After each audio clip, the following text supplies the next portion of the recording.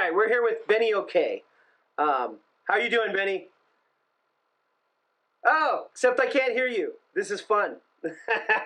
I was afraid there might be some audio issues. Hold on one second. It's probably on my end. Let me turn this up. See if you're on mute, but I'll check my side. Yeah. Okay. It's probably on my side. Hold on one second.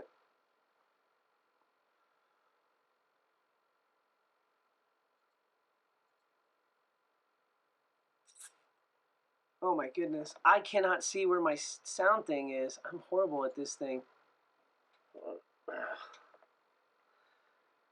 All right. Hold on. Hold on. Sorry, everyone. This is the first time I've done this, so it's a little bit, it's fun. This is part of that, you know. Can you guys hear me, though? You can hear me. All right. Yeah. Benny can hear me. Hold on. I had to take it off. Unmute me. Speakers. Ah, okay. I see what I did wrong. All right, Benny, now you can talk. Can you hear me? I think I can hear you now. Can everybody else out us in the chat hear us? Anybody that's there listening, can you hear Benny? Okay. Yeah, let us know. I can hear you. They should be able to hear you as well. Hopefully there's no echo.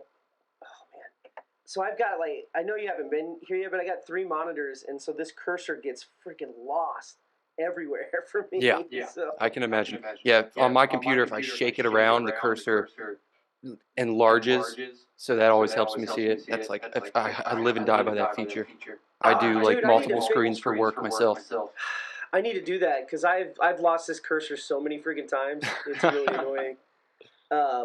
Anyway, so I wanted to have you on the stream. So I didn't prepare anything, so this is all off the cuff, guys. I was too busy setting up this new stuff.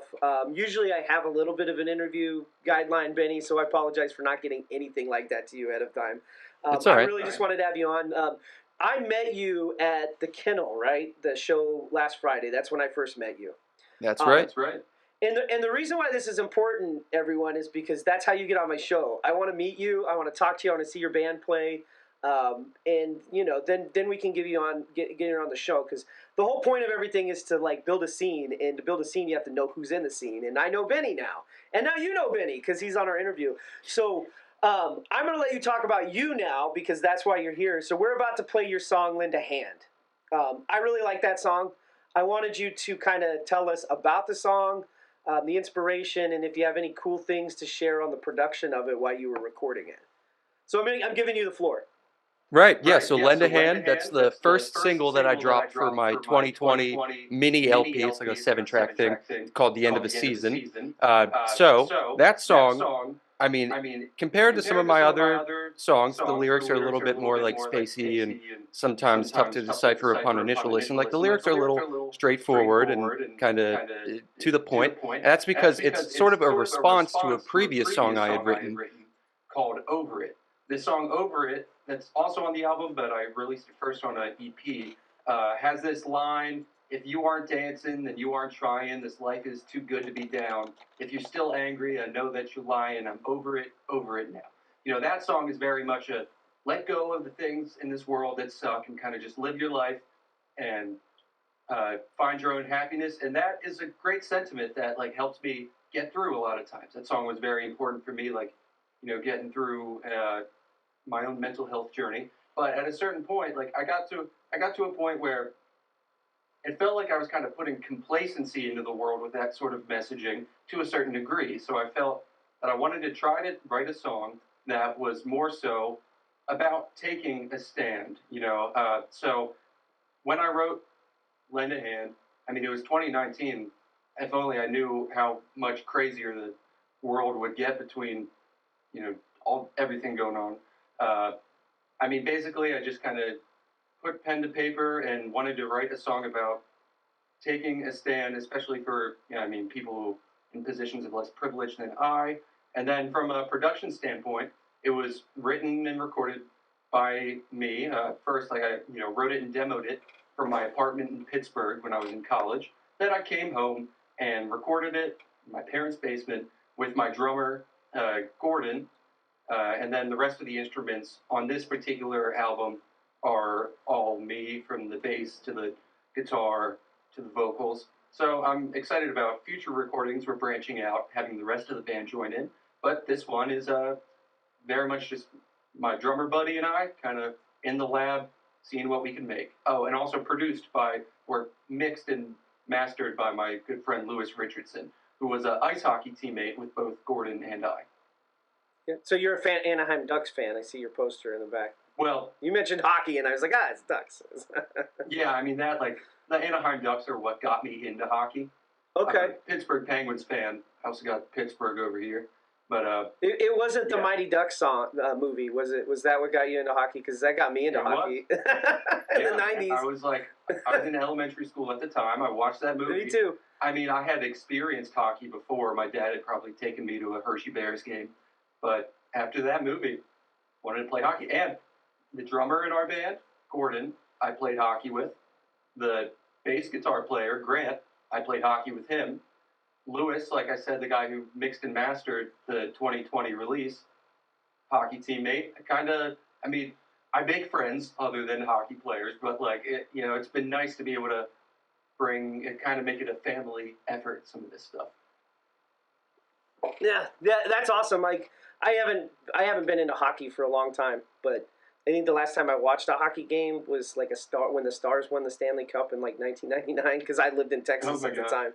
And it was a big deal. And then when we moved out of Texas, there wasn't a hockey team we were moved to. But I wanted to go back to what you were saying about you recorded pretty much everything on this song we're about to hear by yourself, and then had somebody mix it. Well, you worked it with the drummer, but you did all the bass stuff.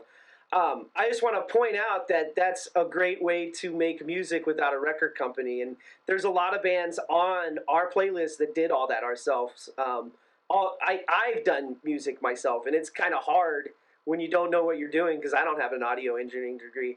How did you get through some of the challenges of recording those things on your own? Was it a lot of multiple takes?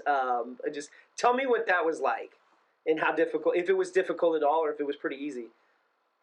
Well, I had some experience doing it because I tried 2 other, little EPs before then, doing it the same way. So I had kind of worked out some of the kinks in my recording setup. But basically, I just have a Scarlett audio interface, and I got a couple SM57s, and for the most part, I was trying to record, just miking up the cabinets. But actually, what I ended up doing for a lot of that record, since I was in my small little apartment in Pittsburgh, was just going through the line out of the back of my little $100 Marshall Valve State amp head. Just right at the line out right into the software. I mean, my pedal board too.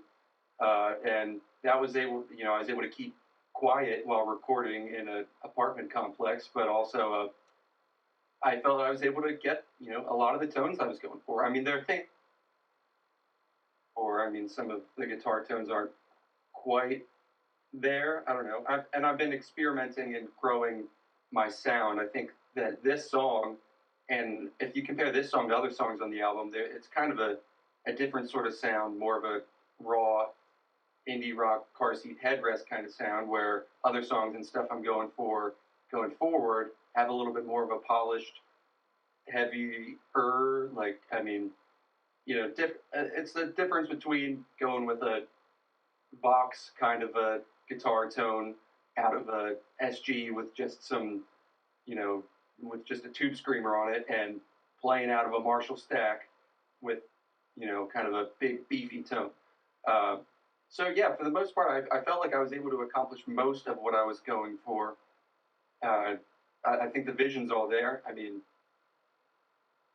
lots of takes to try to get it all right. I mean, I was going between using my Gibson SG and my Strat to mix up the tones. I think the rhythm guitar is the SG, and the lead guitar is the Strat for the slightly twangier tone. But yeah, I mean, I feel like you can do a whole lot these days just recording from home. Yeah, so because I've done recording from home too, and I'm just pointing out what you said about the direct line out on the amp. That is an absolute lifesaver if you're in an apartment, or if you're in a space where you can't branch out. But when you said the tones are a little bit different from what you would like to have. A lot of that happens because of that direct output. But I mean, it sounds great on the record, and the only people that are going to know that the tone isn't right is you, right? Everybody else is going to say, "Yeah, this is pretty good." But I had to build an amp isolation box to actually mic them so that I could get the tones right, and that was kind of a challenge. It took me like 2 days. I actually now have it stuffed in a closet somewhere because I don't need it. But it's really awesome. Like if you guys, and I want to go back to that direct line. If you guys are looking to record on your own and you want to get something out, the direct line is absolutely an amazing way to do it. You don't have to have it. You can have headphones and monitor it, like Benny was saying, and you got different tones from different guitars. Like the SG is what humbuckers, right? Yeah. And then the Stratocaster is 3 single coils. Correct. Yeah, it definitely gets a lot twangier of a sound out of the Strat. Okay. All right. Hey, I really appreciate you coming on. Tell us where you're playing next. I think you're playing this Friday, right? Yeah. I just showed your flyer. The show Friday, the 7th of April at Zen West. It's down. It's just smack dab between Towson and Baltimore. So that's going to be a really cool show. We're playing with Cannon Hill and American Dharma, who we've played with numerous times at this point. American Dharma are good friends at this point. So that's going to be a fun show. Then after that, we're going to be in Lancaster for Launch Music Conference. Okay. On Thursday night, that's the following week. Let me get my dates straight. Thursday night, the 13th. Yep. So first we're the 7th. Friday the 7th at Zen West. Thursday the 13th at Launch. We're playing downstairs at the hotel right there in Continental Square or whatever it's called. And then on the 21st of April, Friday, we're going to be at the new Love Drafts in York for an acoustic set. So 3 shows in April. Wait, there's a Love Drafts in York now? Yeah, they just opened up a Love Drafts in York. It's on North George Street, right by the York Revolution baseball stadium, and it's called Love Drafts Unplugged. They're doing acoustic only, basically there. Wow, I didn't even know that venue opened. So you opened my eyes to that. The other thing I don't know is so I saw the posters. Obviously, you and a bunch of other bands are playing at Launch Music Fest. But do you know what Launch Music Fest is? Because I'm thinking about going to it if it's like a networking opportunity or something of that nature. Yeah, it definitely. I mean, they market it as a conference. So yeah, there's music going on all day, every day, but there's also panel discussions and chances to hear from industry people. Like I know, I forget if it was this year, but in years past, they've had guys from August Burns Red come down and speak. Just different labels come by, and it attracts artists from all over the place. It's like there's local acts, but there's also, Killswitch Engage is headlining it. I think Friday night or Saturday night. Really? So, yeah. Man, I did not look into this very deeply. Like, I get the flyers for the local bands, and then I don't really look at much else because I almost exclusively listen to local music now because I do this radio show, and like I'm very, very passionate about the music in this area and the people that are playing it because it's really good. It's amazing to me that most of the bands that are on here are completely DIY or they're paying local producers to do their music, or they're doing it in their bedrooms or apartments or basements like you are, Benny. So, yeah, I didn't know that was happening. I didn't know Killswitch Engage was coming here. Yeah, they get some big acts for that. But no, I totally get where you're coming from with listening to mostly local music. When I was in Pittsburgh for college, I just got so invested in the DIY scene out there of all the, once you get to the cities, there's just so many talented acts doing their own thing. Some of my favorite bands in the world I've just met through DIY shows. And, it's been fun coming back home to York after graduating and getting to make the same kind of connections. I'm excited to continue to be part of it around here. Yeah, and it's an absolutely phenomenal scene. Like, every band that I have on the playlist is great. Like, they're good. They're great live. And then, we have the radio show, the live stream show where they come in here and play, and like the bands that are on here, just super talented. But Benny, I want to thank you again for coming on the show. I want to get people in here to check out your song, Lend a Hand, which we're going to be playing right now. In fact, let me go ahead and key it up. Not that one. Here it is. All right, now I had to go back to because I skipped it so that we can interview you and then play it afterwards. But everyone, stick around. We got a few more songs coming in, and then I'll come back at the end of the playlist. I'm not sure how many more songs are there. Maybe I'll come in one more time after that. But I've covered almost everything I want to talk about. I do want to remind people that going forward, we will only be streaming on Twitch. That has to do with affiliate program rules that Twitch has, where we can't live stream anything for 24 hours.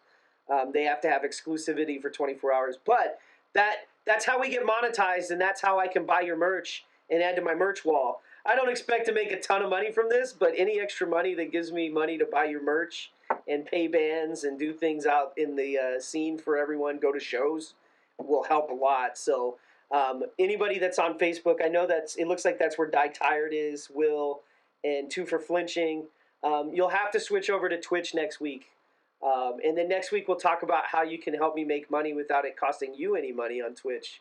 They have this cool Amazon Prime subscriber program. So if you have Amazon Prime and a Twitch account, you can give me a free sub. We'll talk about how that works next week. I don't even know how it works. My brother told me about it. He runs our Wednesday show. But I'm going to let you guys get to Lend a Hand by Benny OK. Benny, thanks again for joining us. We really do appreciate your time and giving us some insight into your music. I can't wait for everybody to check out this song after hearing from you. Yeah, thank you so much for having me. Congrats on affiliate status, and until next time. I couldn't have done it without everybody here. So all the people watching right now, we appreciate you guys. But I'm gonna get this into the song Lend a Hand. Thanks, Benny. Thank you.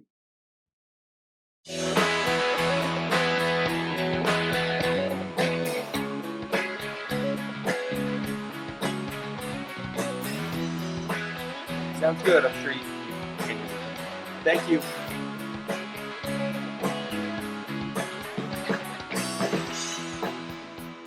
I find it hard to be kind.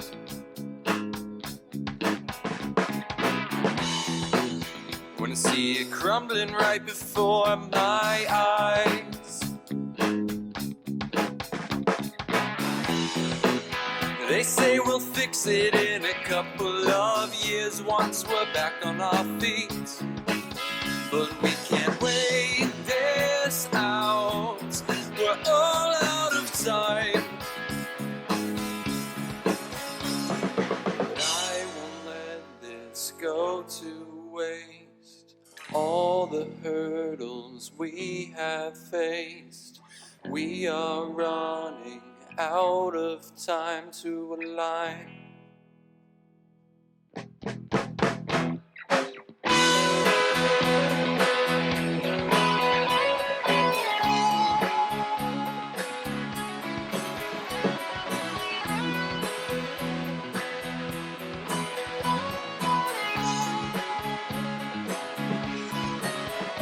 No, I can't become complacent just 'cause I feel okay. When the world outside is burning and all of my friends are oppressed, depressed, impoverished and broken. Well, Donnie is a racist and Mike's homophobic. If there's something I can do, I know that I have to try. Because I know we're more than slackers who just wanna get high. We are driven by a passion and a common worldview, where we can all live together and you can always be you. I will let this go to waste. All the hurdles we have faced. We are running out of time. See that we're on the same side. No, I won't stop, we've come so far. To let my friends be who they are. There's so much more that we can do. If we only ask out, we can lend a hand. Lend a hand. Lend a hand.